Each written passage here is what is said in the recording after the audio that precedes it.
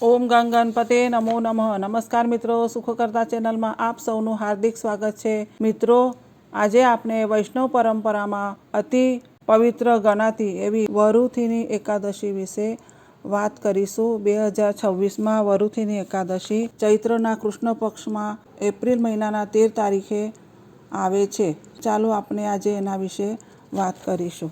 મિત્રો, પહેલાં આપણે સાંભળીશું વરુથીની એકાદશીની કથા. પ્રાચીન સમયમાં સૂર્યવંશમાં મંધાતા નામના એક પરાક્રમી અને ધર્મનિષ્ઠ રાજા હતા. તેઓ પોતાની પ્રજાને પુત્રની સમાન પ્રેમ કરતા અને સત્ય ધર્મનું પાલન કરતા હતા. તેમના રાજ્યમાં સુખ, શાંતિ અને સમૃદ્ધિ ભરપૂર હતી. એક દિવસ રાજા મંધાતા ધર્મ અને તપસ્યા માટે જંગલમાં ગયા. ત્યાં તેઓ એકાંતમાં બેસીને ભગવાન વિષ્ણુનું ધ્યાન, સ્મરણ અને જપ કરી રહ્યા હતા. તપમાં તેઓ એટલા લીન થઈ ગયા કે તેમને આસપાસની કોઈ જ ખબર ન રહી.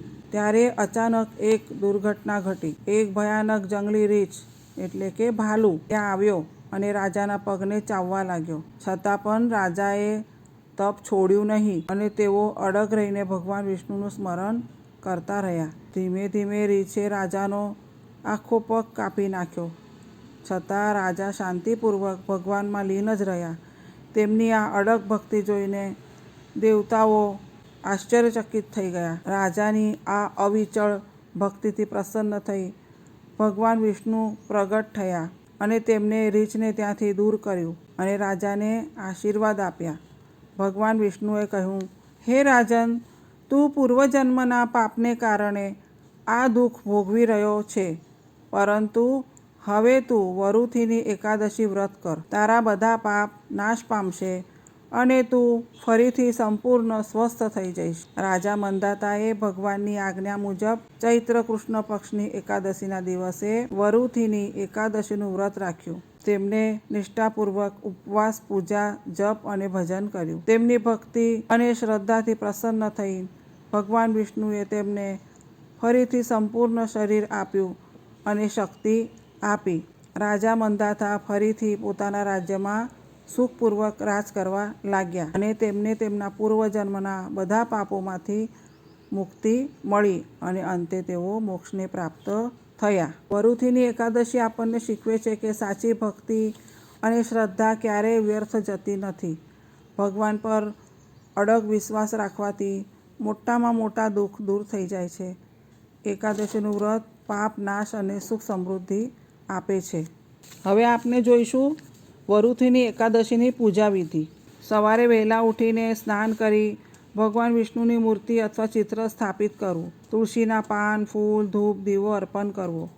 દિવસભર ઉપવાસ રાખવો. ફળાહાર લઈ શકાય. ઓમ નમો ભગવતે વાસુદેવાય મંત્રનો જાપ કરવો. રાત્રે જાગરણ અને ભજન કરવું. બીજા દિવસે દાન પુણ્ય કરીને પારણું કરવું. આ એકાદશી કરવાથી પાપોનો નાશ થાય છે, દુર્ભાગ્ય અને ગરીબી દૂર થાય છે, જીવનમાં સુખ, સમૃદ્ધિ અને શાંતિ મળે છે. ખાસ કરીને દાનનું મહત્ત્વ વધારે હોય છે. આ વ્રતથી હજારો વર્ષ સુધી તપ કર્યાના ફળ સમાન પુણ્ય મળે છે. મંત્ર છે ઓમ નમો ભગવતે વાસુદેવાય. વિષ્ણુ મંત્ર છે શાંતાકારમ ભુજગશયનમ પદ્મનાભમ સુરેશમ વિદ્યાધારમ ગગનસદૃશમ મેઘવર્ણ શુભાંગમ. એકાદશી વ્રતનો મંત્ર છે ઓમ વિષ્ણવે નમઃ. મિત્રો, આજે આપણે આ વિડીયોમાં વરુથીની એકાદશી વિશે વાત કરી. જો આપ સૌને અમારો આ વિડીયો પસંદ આવ્યો હોય, ગમ્યો હોય તો પ્લીઝ લાઇક, શેર અને સબસ્ક્રાઈબ જરૂર કરજો. અને હા, કમેન્ટ કરવાનું ભૂલશો નહીં. વિષ્ણવે નમઃ.